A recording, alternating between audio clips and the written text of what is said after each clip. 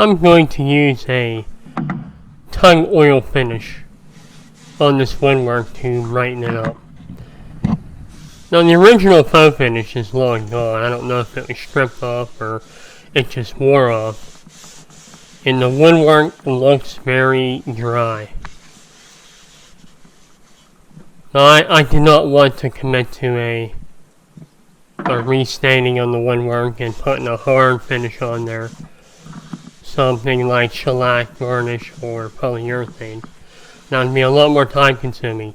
But I did want to make the woodwork look a little bit brighter than what we have here.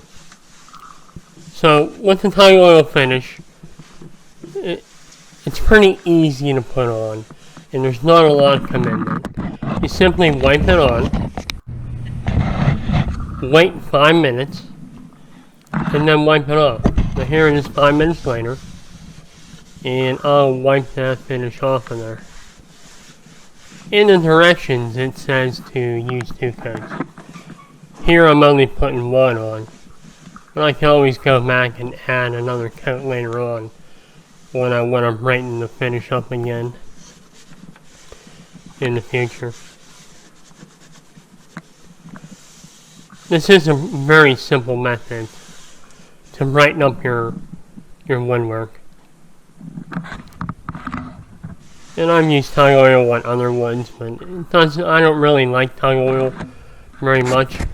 But in this situation, it works great.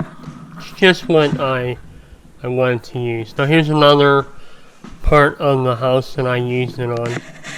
You can see the grades in that wood were compromised probably from sun and weather. Not sure if they left their windows open all the time, or just years and years of sun beating on that woodwork. And the tung oil finish, it improves the woodwork a lot. Gives it a shine again.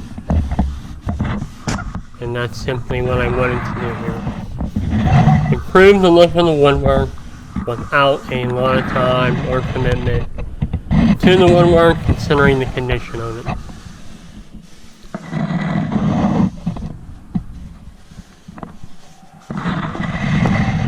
See how that brightens that up.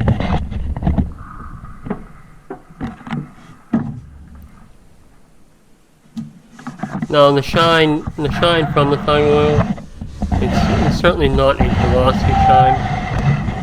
It's more of a matte finish than a glossy shine that you would get from shellac